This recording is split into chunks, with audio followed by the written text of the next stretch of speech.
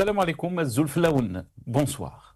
À la veille du Ramadan et de la journée nationale du Shahid, célébrée ce 18 février, le pouvoir algérien invoque la fidélité aux martyrs et les valeurs de la révolution. Dans son message à la nation, le président Abdelmadjid Tebboune a réaffirmé l'engagement envers l'Algérie nouvelle et le serment fait à celles et ceux qui sont tombés pour la liberté. Les mots sont forts, l'intention affichée est noble.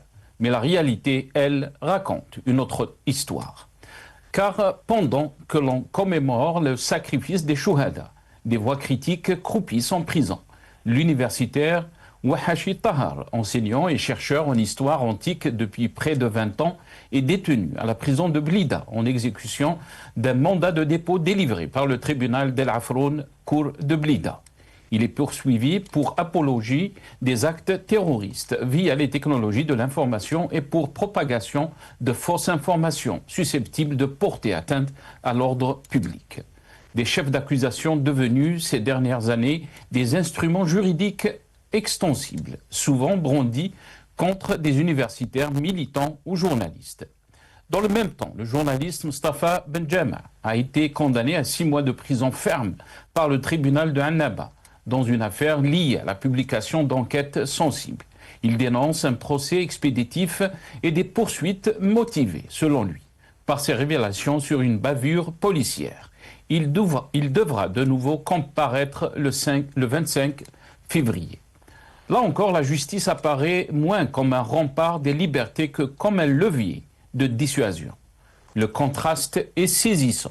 Comment célébrer la mémoire de celles et ceux qui ont combattu pour la dignité et la souveraineté, tout en restreignant l'espace de la parole critique?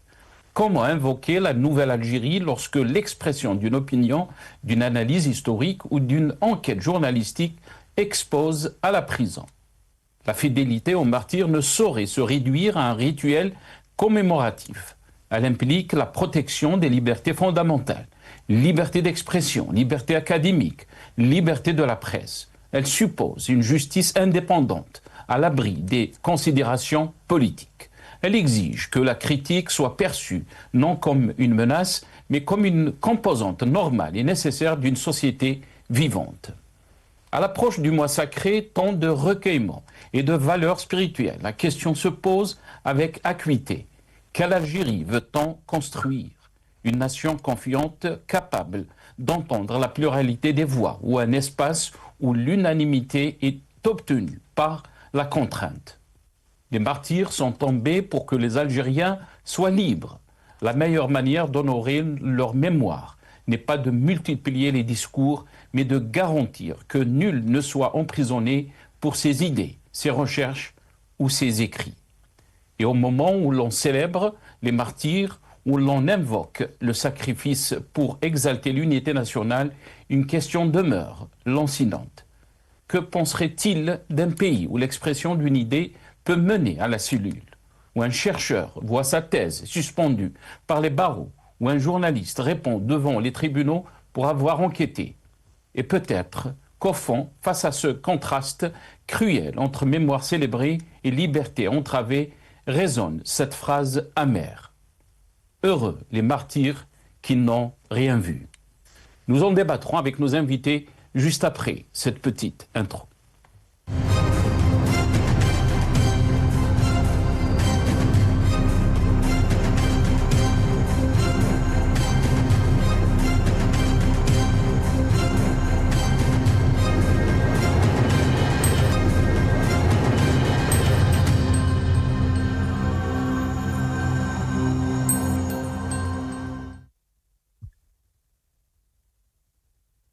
Ramadan et journée du Shahid, la répression s'accentue en Algérie. C'est le titre de notre émission pour ce soir. Et pour en parler, j'ai le plaisir d'accueillir avec nous ce soir Nazim Taleb, membre du secrétariat de Rached.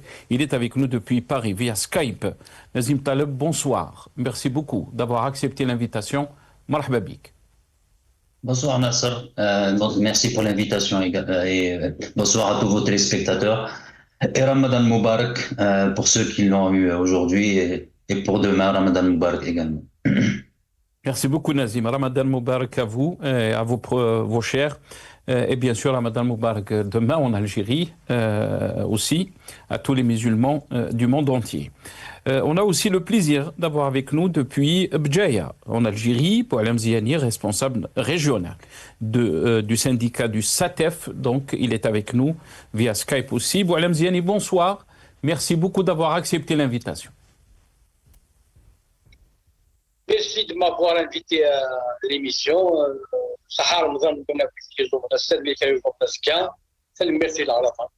Merci pour l'invitation. Merci beaucoup, Boualem Ziani. Merci d'avoir accepté l'invitation. Avant de commencer donc dans le vif du sujet de ce soir, quelques titres de la presse nationale concernant donc le thème. Et on va commencer avec l'APS. L'APS donc a titré la Journée nationale du Shahid, une occasion de réaffirmer l'importance de la préservation de la mémoire nationale. Donc a titré l'APS. Un autre titre, Algérie, 24h, 24H, Journée nationale du Shahid. Tebboune réaffirme la fidélité aux martyrs et l'engagement pour l'Algérie nouvelle. Le matin d'Algérie, climat répressif et atteinte à la liberté académique, le cas de Tahar Ouahachi.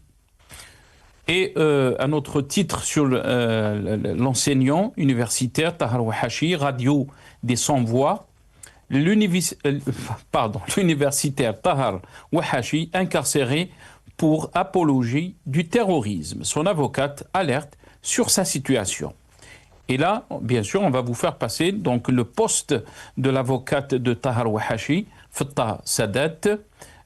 J'ai rendu visite à Ouahachi Tahar, en détention à la prison de Blida, en exécution d'un mandat de dépôt décerné à son encontre par le juge d'instruction près le tribunal d'El Afroun, cour de Blida, en date du 15 février 2026. Il est poursuivi pour le crime d'apologie des actes terroristes en utilisant les technologies de la communication et de l'information et le délit de propagation de fausses informations susceptibles de porter atteinte à l'ordre public et à la sécurité publique. Ouahachi Tahar est enseignant universitaire depuis près de 20 ans et chercheur en histoire antique. Ses études historiques l'ont amené à cultiver un intérêt particulier pour la question du mouvement national en Algérie. Il est auteur d'une thèse finalisée et déposée auprès du comité scientifique de l'Université d'Alger ayant pour thèse l'histoire romaine dans les pratiques historiographiques en Algérie, allant de 1130 à 1486. Malgré sa mise en détention, il souhaite ardemment ne pas être retardé dans la soutenance de ce travail auquel il a sacrifié tant d'années de son existence. Malgré les affaires de la détention accentuées par son état de diabétique dépendant de l'insuline, Ouahachi Tahar a un bon moral. Il est plein de courage et d'une belle détermination. Il me charge de transmettre ses vifs remerciements à toutes celles et tous ceux qui le soutiennent. Il termine en me confiant que ses livres et ses étudiants lui manquent énormément. Liberté pour Ouahachi Tahar, liberté pour tous les détenus d'opinion, a écrit donc l'avocate Fattah Sadat. On termine avec un autre titre, Radio des sans-voix, l'affaire Mustafa Benjama, symbole d'une cabale judiciaire contre les voix libres de l'Algérie nouvelle.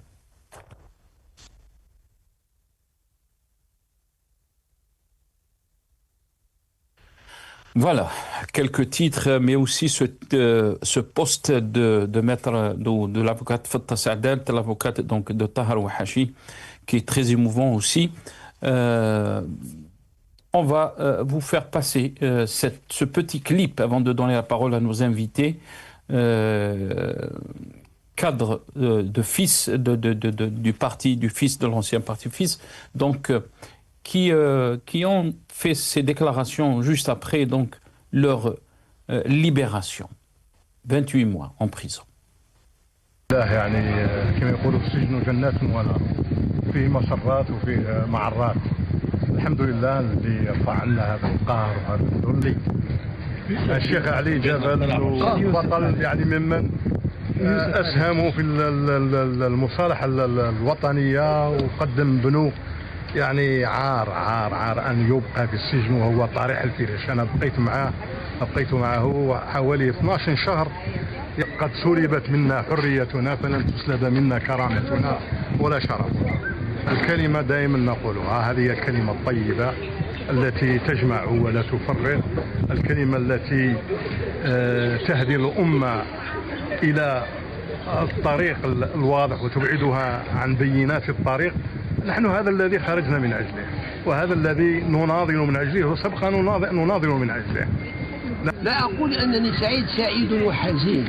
حزين لأني تركت ورائي شيخا كريما ثابتا ذا عقل راجح يحب التشاور ويحب الحوار، وكما قال أخي أحمد ساهم في استتباب الأمن في بلدنا هذا، ولكن جزاء سينمار هذا هو وجد في السجن. يعني لكم لاحظتم في المجلس القضائي أن كاع الإخوة لم يكونوا سعداء لما تركنا وراء هذا، وأملنا أن تبقى الجزائر واقفة، الجزائر التي نحبها، التي تسع الجميع على اختلاف مشاربهم وأفكارهم، تسع الشباب، ملايين الشباب الذين وجدوا، والسياسي والإعلامي. طلبنا الخروج من هذه الأزمة السياسية الخانقة، طلبنا على أن تتحول الجزائر من الصراع السياسي المدمر إلى التنافس السياسي الذي يبني ويتزدهر فيه الناس. لكن Voilà, donc les anciens cadres du FIS qui ont été libérés donc dernièrement. On a vu Ahmed Zawi dans ses déclarations, Badreddine Gerfa, mais aussi il parlait de Ali Ben Hadjar qui est toujours donc en prison. Je vais commencer avec vous, Nazim Taleb. On est à la veille, bien sûr, du mois de Ramadan, du mois sacré du Ramadan en Algérie, qui est le premier jour, donc c'est demain, jeudi 19 février. En France, bien sûr, vous avez commencé aujourd'hui comme au Royaume-Uni. Qu'est-ce qu'on peut dire quand on entend des déclarations pareilles des militants politiques qui sont emprisonnés pour leurs opinions? On parle aussi des universitaires, des chercheurs et même des spécialistes en économie. On a vu le cas Selma Djelloul dernièrement. Quelle réaction peut-on avoir dans un climat pareil? Bon, on constate tout d'abord une grande maturité des gens qui ont subi une injustice, c'est-à-dire qu'il n'y a pas un esprit revanchard, qu'il n'y a pas une volonté de porter vengeance à celui qui a fait cette injustice. Bien au contraire, il souhaite toujours une Algérie debout, la Jazair Waqifa. Il a parlé d'une personne, pardon, celui qui est resté en prison, Abdelhajjar, qui est quelqu'un qui est dans le dialogue, dans la conciliation, dans une démarche de trouver des solutions. Et donc c'est cet état d'esprit qui est frappant malgré tant de mois de prison, d'injustice, de privation de liberté et privation de voir sa famille et ses proches. Cette maturité, on l'a vu pendant le Hirak, à savoir des demandes où on demandait un changement radical du régime algérien, où les gens disaient « Jeish Khawa Khawa », où les gens ils disent « on veut l'Algérie libre », on veut pouvoir circuler normalement, on veut développer notre pays. Il n'y avait pas également d'esprit de revanche par rapport à ce qui s'est passé, par rapport à tout l'argent qui a été dilapidé, par rapport à toutes les vies qui ont été massacrés, notamment pendant la décennie noire. Et donc, on voit quand même une grande maturité chez les Algériens, mais en particulier chez cette élite ou ceux qui représentent certains courants politiques. En face, vous avez un pouvoir complètement fermé, autiste, qui ne comprend pas les enjeux qui font face à l'Algérie, des enjeux au niveau du changement géostratégique, des changements au niveau de la population et de la société, des changements au niveau de la prise de conscience globale chez les Algériens, d'une manière de plus en plus affirmée, des enjeux économiques, sociétaux, et tout ça, au fait, malheureusement, ce régime, il est toujours dans le tout répressif. Et on a l'impression qu'il n'entend pas, qu'il ne veut pas voir. Et l'histoire se répétera malheureusement. C'est-à-dire que quand vous bâillonnez la presse, vous privez les gens de liberté, mais à un moment donné, ça va vous être renvoyé à la figure d'une manière que vous ne souhaitez pas au départ. Bouteflika, tout le monde croyait que son 5e mandat était assuré. Eh ben, Bouteflika, du jour au lendemain, il est tombé. Tant de dictateurs, tant de régimes qu'on croyait inamovibles, qu'on croyait bien ancrés, boulonnés dans le marbre ou dans le béton plutôt, et ils ont été éjectés d'une manière ou d'une autre, soit d'une manière violente, soit d'une manière non violente. Et Bachar en est le parfait exemple. Bachar qui était soutenu par l'Iran, qui était soutenu par la Russie, qui a tué 1 million de ses concitoyens, 10 millions de déplacés, du jour au lendemain, il a été déboulonné. Et malheureusement, ce régime n'apprend pas de notre histoire, l'histoire qui est faite de combats, qui est faite de résistance. Je pense notamment aux Octobre 88, le Printemps berbère en 2001, le Hirak. Je pense au mouvement estudiantien dans les années 70. Et malheureusement, ce régime, avec bien sûr l'appui des puissances étrangères, reste malheureusement maître de la situation, mais j'espère pas pour longtemps. Très bien. Restez avec nous, Nazim Taleb. Boualem Ziani. Aujourd'hui aussi coïncide l'anniversaire de la journée du Shahid, et on va vous passer d'abord ce clip avant de vous donner la parole. On regarde donc ces images. Nous entamons cette édition avec le message du président de la République, Abdelmadjid Tebboune, adressé au peuple à l'occasion de la journée nationale du Shahid, dans lequel il a tenu à honorer la mémoire des valeureux martyrs, ces femmes et ces hommes qui ont fait honorer à l'Algérie en étant pleinement attachés à la liberté de leur patrie. La journée du Shahid est l'occasion de perpétuer avec reconnaissance et fierté, a-t-il dit, le devoir de fidélité et de constance sur la voie tracée au moment où le pays continue à relever les défis de l'étape actuelle afin de parachever la marche amorcée ensemble depuis le début de la décennie. Une marche ayant pour fondement la fidélité aux martyrs, pour moteur le nationalisme sincère et pour horizon la grandeur de l'Algérie. Et d'ajouter que cette marche a sorti le pays d'une situation périlleuse pour l'amener vers un climat de confiance et d'espoir dans une Algérie nouvelle portée à bras le corps par le peuple qui s'est pleinement engagé dans une dynamique de développement durable déployée à travers l'immensité du territoire national.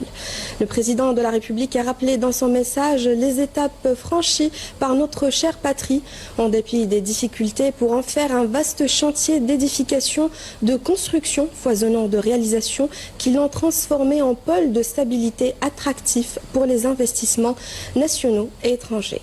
Comme l'atteste, a-t-il affirmé, les indicateurs les plus probants et les institutions concernées. À la fin de son message, le président de la République s'est joint au peuple pour se recueillir à la mémoire de tous les héros révolutionnaires. Voilà le message donc du chef de l'État qui coïncide avec la journée nationale du Shahid. Vous avez donc écouté un petit extrait de ce message.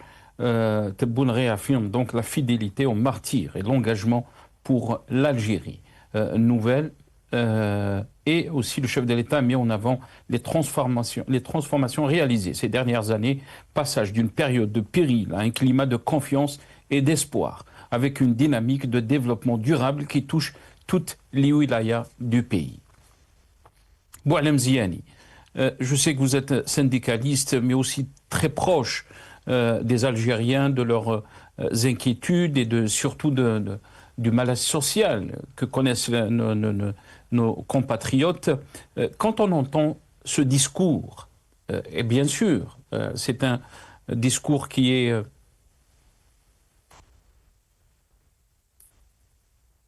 Boualem Ziani, est-ce que vous êtes avec nous?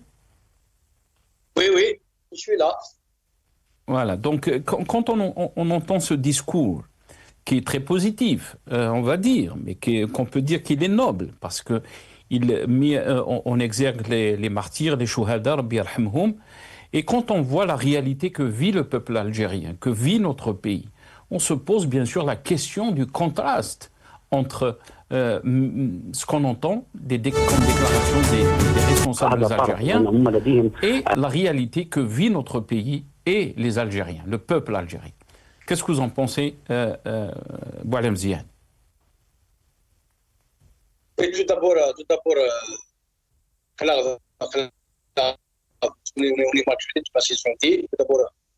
le double anniversaire, le 18 février, la journée nationale du Chéhid. On voit à côté de l'histoire iranienne, ça fait une semaine que vient d'être acquitté par après 59 jours, on a des prisons, c'était son ami, etc. On a tout fait parce qu'on a libéré, on a libéré, on a mobilisé notamment les gens de son quartier, les gens de son village, etc. On a fait ça. Et si c'était moi qui a écrit, ça veut dire, je vais ajouter au texte qu'on a lu déjà, qu'on vient d'écouter, pour cela, pour interrompre la confiance, etc., dans le même esprit, en ajoutant le double anniversaire de Ramadan et le 18 février plus le Ramadan demain, qui est un mois de ce qu'on appelle un mois de Rahma, des mesures prises, etc., la libération de toutes les politiques et d'opinion. Pourquoi pas ça? Ça veut dire un peu pour l'espoir, il faut des actes. Il faut des actes qui vont produire ça. Parce que, en tant que militant, en tant que syndicaliste, en tant que qui vit avec le peuple, moi j'ai écouté autrement, en écoutant les retraités, tout d'abord les retraités en disant que où est passé 5% d'augmentation, 10% d'augmentation.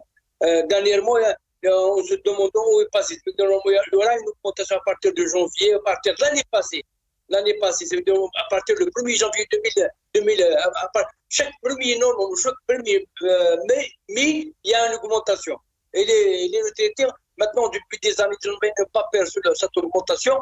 Et la dernière augmentation, c'est 5% à 10%. Ça veut dire par rapport relativement au salaire des uns et des autres. Où est passée cette augmentation? Où est passée les promesses d'intégration de l'école communale et ouvriers professionnels pour permanentisation des contractualistes? C'est des promesses pareilles. C'est-à-dire, double anniversaire, là, c'est des occasions à rater. C'est-à-dire, au lieu de dire, pour remettre un peu confiance, à la fin, en disant que la liberté d'expression, libération des détenus, cessitude des poursuites judiciaires, les contrôles judiciaires, parce que lorsqu'on va citer, c'est des groupes de personnes qui passent actuellement devant la justice. C'est des groupes de personnes, sans oublier les syndicalistes. Ali Maabadi, par exemple, on le voit qu'il est condamné à des ans de prison. C'est des amis du CNAPES, les syndicats, ils signent une fois par jour, Hamam Zal'am Sinaïf, plus de 300 km, 600 km aller-retour entre Bouira et Hamam Zal'am, entre Boumadès et Hamam Zal'am, une fois par semaine, etc., etc. Ça veut dire ça, nous avons besoin de confiance, nous avons besoin d'un peu d'espoir. L'espoir passera tout d'abord par la libération de la parole des gens, par la libération de la parole. Avant, on disait que la liberté d'expression, etc. Maintenant, on a ajouté la liberté académique. Avant, on a ajouté la liberté de circuler pour mademoiselle, etc. Tout ça fait que nous sommes dans une situation où nous demandons et nous souhaitons chaque fois occasion, peut-être cette occasion va être un petit signe.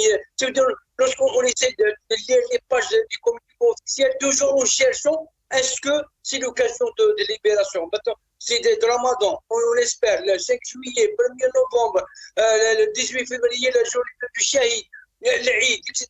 Nous attendons toujours un peu la libération, c'est-à-dire des mesures d'apaisement, les mesures de réconciliation réelle avec le peuple algérien, les mesures où ils vont redonner un peu d'espoir à tout le peuple algérien par un peu l'ouverture du champ politique, la libération des détenus politiques, la liberté d'expression de manière générale. Maintenant, nous avons ajouté d'autres libertés que nous avons besoin, d'autres libertés académiques pour Tar ou Hachir, ou bien Samir l'Arabi qui est bloqué, les universitaires, ou bien d'autres universitaires, ou bien d'autres journalistes qui sont présents, et les jeunes Tajadi, Miram Khnassi, etc. Nous avons beaucoup de personnes à ces occasions-là. Nous souhaitons qu'ils passent leur Ramadan avec leur famille, passent des journées à l'Aïd avec leur famille, et des jeunes, etc. Parce que c'est malheureux la situation que nous sommes. Est-ce que des mots pareils, le développement durable, intégrer toutes les wilayas, etc., nous souhaitons ça, mais avec le peuple algérien, dans toutes les libertés. Parce que lorsque nous faisons la lecture politique actuellement, lorsque le pouvoir le réprime, continue de la répression, ça veut dire, nous disons qu'il n'y a pas de considération, nous sommes toujours en crise. Les mots n'ont pas de sens. Lorsqu'on va dire confiance, développement durable, etc., ils n'ont pas de sens lorsqu'il y a des arrestations des universitaires ou Haji ou d'autres. Lorsqu'on exclut Samir l'Arabi de l'université, et d'autres. Ça veut dire, tout ça fait que les autres universitaires, ils ont peur de dire les vérités. Ou bien l'économiste, etc. Ça veut dire, si on commence à citer, on oublie beaucoup. Et c'est des personnes, c'est des groupes de personnes qui passent maintenant devant la justice. Et c'est malheureux pour l'Algérie. C'est l'occasion pour ouvrir une autre page. On attend toujours cette page quand le texte va s'ouvrir. Est-ce qu'à l'occasion de l'Eid, est-ce qu'à fête religieuse, ou bien à fête nationale, toujours nous attendons des mesures d'apaisement. C'est-à-dire que le peuple algérien attend les mesures d'apaisement, attend des mesures, ça veut dire sur le plan économique, etc., des mesures réellement, c'est-à-dire qu'il va traduire des discours traduire sur la réalité lorsqu'on va dire on va combattre l'inflation, lorsqu'on va dire augmentation des salaires, ou lorsqu'on va dire la valeur du dinar, lorsqu'on parle sur l'économie ou le social, il doit être traduit par des politiques exercées par le pouvoir, alors que tout ça a fait que la première condition, c'est les libertés d'expression. Si on n'a pas de liberté d'expression, ça ne marche pas confiance. Et on montre que le pouvoir est toujours en crise. Il n'arrive pas à sortir de cette crise. C'est des signes qui veut dire que le pouvoir est en crise lorsqu'il n'y a pas de liberté d'expression. Parce que lorsqu'on écoute l'Algérie stable, etc., et pourquoi en même temps on emprisonne un chercheur en histoire, et pourquoi on empêche un universitaire de parler, de dire ses vérités, pourquoi on empêche des journalistes d'écrire, Mustafa, il y a beaucoup de personnes qui sont là. Très bien. Restez avec nous, Boualem Ziani. Merci beaucoup, Boualem Ziani, parce que vous avez cité beaucoup de noms qui sont donc en prison, que je n'ai pas cités. Vous avez parlé bien sûr des syndicalistes, mais aussi des journalistes qui sont en prison, des militants politiques, sans parler bien sûr de la situation de Fethi Gharras, de Karim Tabou. Vous avez parlé de Samir l'Arabi, qu'on connaît très bien. Samir l'Arabi qui a été exclu de l'université de Bjaya. Djelloul Slama, on en a parlé de lui aussi, surtout sur la question donc du projet de Rarj Bilet. Le pouvoir est en crise, vous avez dit, donc Boualem Ziani, entre discours et réalité, il y a un contraste terrible, surtout quand on parle des libertés, bien sûr individuelles, mais aussi du champ politique. Et cette répression qui est en train de prendre de l'ampleur en Algérie et qui devient très très inquiétante. Nazim Taleb, alors que on a vu par exemple le message du chef de l'État à l'occasion donc de la journée nationale du Shahid. Le chef de l'État dit mis en avant les transformations réalisées ces dernières années, passage d'une période de péril à un climat de confiance et d'espoir, avec une dynamique de développement durable qui touche toutes les wilayas du pays. Qu'est-ce que vous en pensez, Nazim Taleb? J'ai terminé mon introduction avec cette phrase qui est résonante, on va dire. Heureux les martyrs qui n'ont rien vu. Quand on voit le sacrifice de nos aïeux et la réalité qu'on est en train de vivre. Donc 64 ans, on va dire, après l'indépendance de notre pays. D'abord, on va écouter Soundbite 3, nos amis de la régie, Nazim Taleb, et je reviens à vous. On va passer un petit clip et je reviens à vous juste après. التعبير إذا كان الشتم والتجريح والتنويه والتشويه نتاع عائلات وبنات وولاد وهذه ما كانش، ما شهادة الحرية رافضينها احنا. تقاليدنا وثقافتنا تمنع هذا الشيء. ما تبقى تفضل تفضل. انا ما منعش انسان اللي يقول لا لا لا استيراد كذا ضروري ولا هذه علاش نديروها ماذا بينا تفضل. اليوم ممنوع الوحده الوطنيه تمسها تدقدق. هذا هو. كل الجزائريين اي منطقه تركز على الخصوصيات تخلصها، لأن راك عميل، راك طابور خامس، تمس الوحدة الوطنية، تمس الوحدة الثقافية، تمس هذا. Voilà, Nazim Taleb. Bon, il faudra quand même souligner que M. Tebboune dit li yishtem ou la, etc. Ça, c'est pas acceptable. Il est le premier leader. Rappelez-vous, Boualem Solsan, قالها في لا تيلي ولد الحرام. اتهم درارني قال له خبرجي. Et aujourd'hui, il donne des leçons aux autres. Premièrement. Secondo, c'est qui définit Wahdat al-Watan? Houma. C'est à géométrie variable.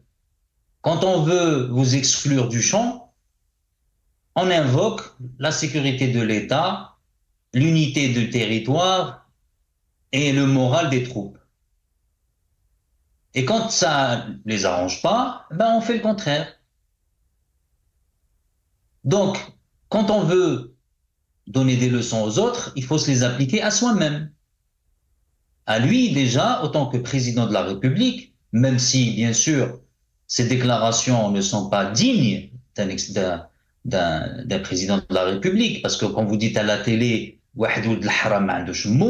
c'est indigne d'un président de la République. Quand vous dites à un journaliste Khabarji à la télé, c'est indigne d'un président de la République. Quand vous dites ou là même il a dit ça c'est pas un langage acceptable de la part d'un président de la République. Il faut qu'il comprenne qu'il représente un État algérien, avec toute son histoire, qui est plus que millénaire. Secondo, quand il parle de développement, y compris développement et durable, je ne sais même pas ce que veut dire durable pour Monsieur le Président. Parce qu'aujourd'hui, l'économie algérienne, elle est tout sauf durable. Et la principale raison, c'est que l'économie, principalement, est basée sur les hydrocarbures. Et les hydrocarbures, c'est tout sauf durable. Si on avait, depuis des années, pas que depuis 5 ans ou 6 ans, y compris quand il était ministre de l'Habitat, quand il était ministre de l'Habitat, il n'y a pas un bâtiment en Algérie qui est durable.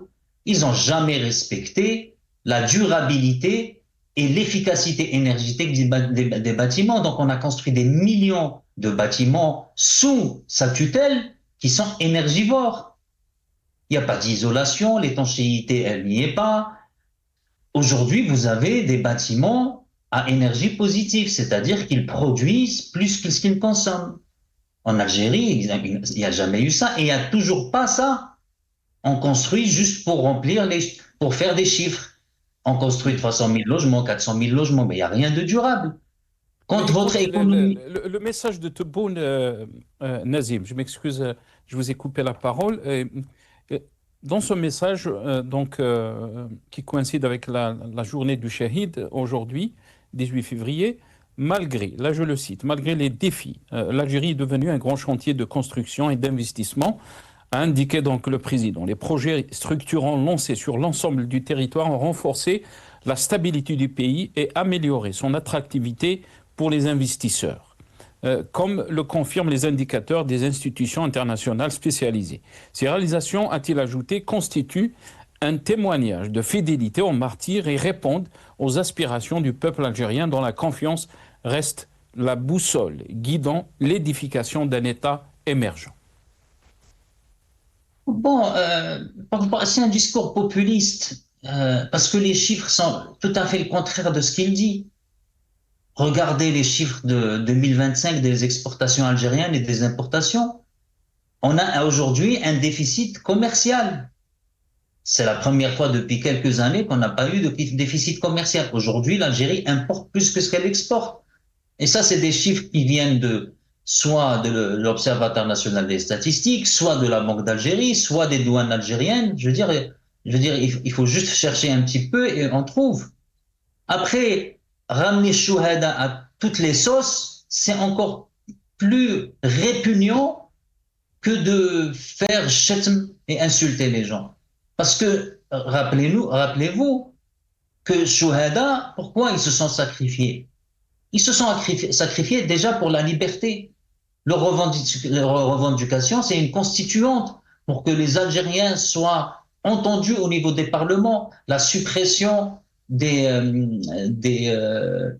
la délégation financière, le juste partage des terres, l'éducation, la santé pour tous, la liberté de pouvoir avec des élections libres, comme il y a eu, rappelez-vous, les grandes fraudes lors des élections de 45 avec le MTLD ou 47. Et donc les Algériens demandaient déjà de la liberté d'avoir une constituante, la liberté d'avoir des élections libres. Tout ça n'existe pas en Algérie. Vous n'avez pas la liberté, vous n'avez pas d'élections libres, et l'Algérien, finalement, malgré l'indépendance, il est toujours pratiquement khammès, c'est-à-dire on revient à l'Algérien où il était tout simplement un indigène. Toutes les décisions se prennent sans lui. En Algérie, vous regardez juste l'indice Gini, où l'écart entre les riches et les pauvres s'agrandit de plus en plus. C'est-à-dire qu'il y a une concentration de plus en plus importante dans les 1% des Algériens. Et donc, c'est ça ce que Chouhada voulait. Chouhada, il voulait tout à fait le contraire. Justement, que la répartition de la richesse profite à tous les Algériens et non pas juste aux colons. Aujourd'hui, malheureusement, il est constatable, notamment, que ce n'est pas du tout le cas. Vous avez l'élite ou le Nokhba ou la nomenclatura ou le régime qui habite les beaux quartiers d'Algérie et le reste, c'est coupures d'eau, c'est à la moindre des pluies, c'est l'inondation. Il faut faire la queue pour acheter certains produits quand il ne manque pas tout court. Ils galèrent pour payer leur facture d'électricité, ils galèrent pour payer le loyer, ils galèrent pour accéder à la santé, ils galèrent pour avoir une éducation de qualité. Voilà la réalité de l'Algérie aujourd'hui. Donc vous avez certains qui peuvent se payer des voitures à 3-4 milliards, et il y a d'autres gens que quand ils mangent le midi, ils ne mangent pas le soir, voire certains ne mangent pas tout court. Moi, je connais des familles, c'est tout. C'est tout ce qu'ils ont. Donc, entre la réalité des choses, avec des chiffres à l'appui, et ce qui est dans les discours, c'est complètement différent. Et ce discours à Nasser, c'est pas que de M. Tebboune, ça a été servi à toutes les sauces. Ben Belbella, Boumediene, Chadli, Bouteflika, كامل استعملوا الشهداء comme une certaine, pour acquérir une certaine légitimité. Bon, ça pouvait s'entendre, force Ben Bella, ça pouvait s'entendre force Hawari Boumediene, à la limite force Chadli. Mais aujourd'hui, Chouhada, ça fait 60 ans que l'Algérie est devenue indépendante.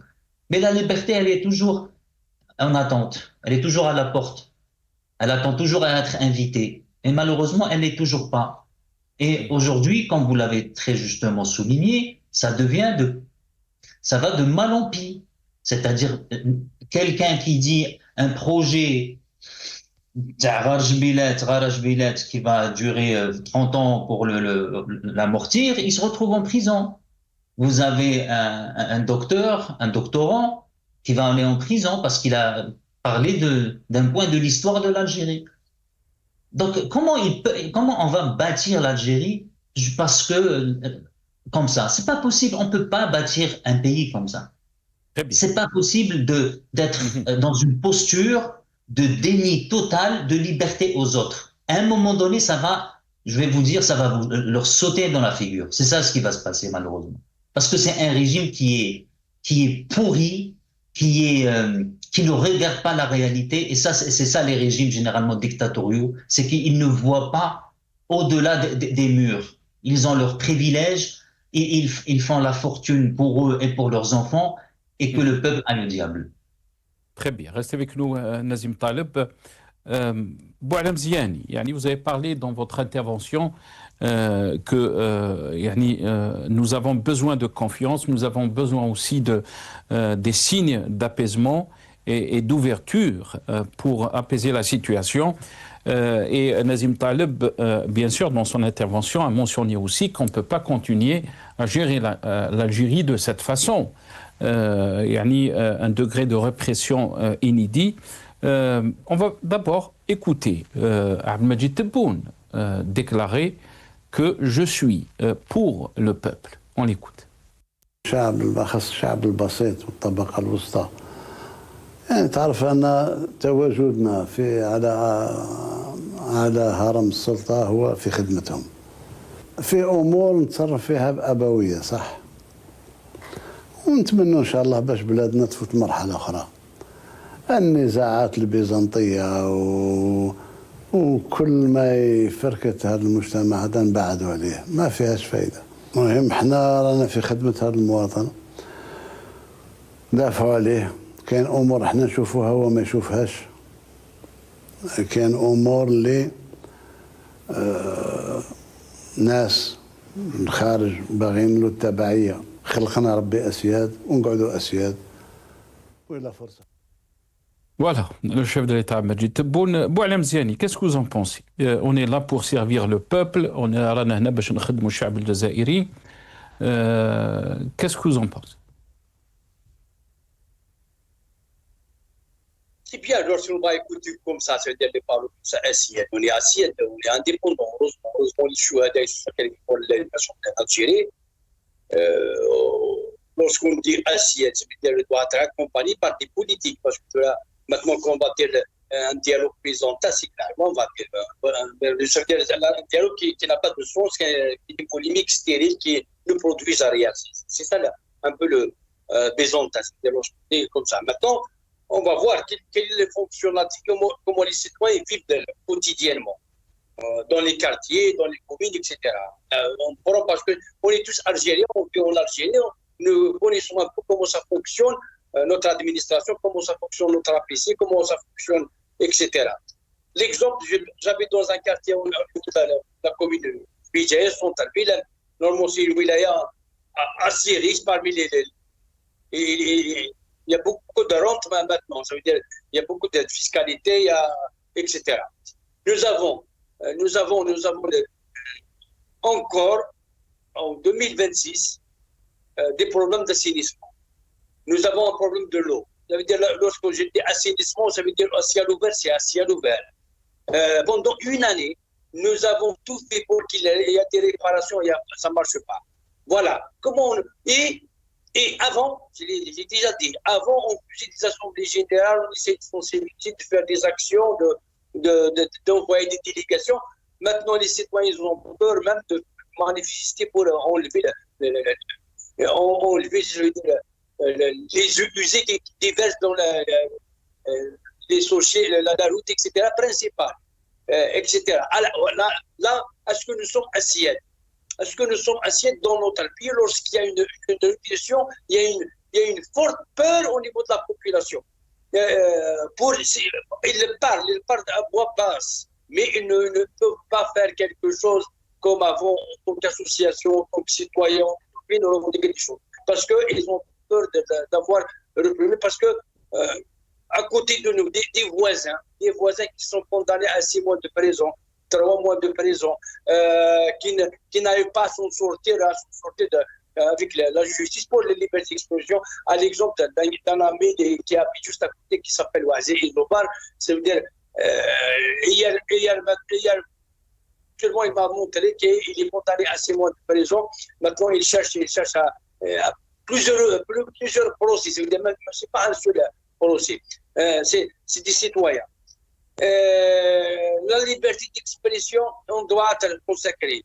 87 pistes avec Zidane Libya sur nos têtes et instrumentalisées par les gens, tout bord, instrumentalisées par la justice, etc., pour condamner des militants, etc., pour leur dire des accusations, monter des accusations infondées et les sur notre tête. Comment on peut avancer dans ce pays? Bien sûr, nous avons besoin de confiance. On l'a dit. Pour avoir la confiance, le peuple doit participer dans la gestion.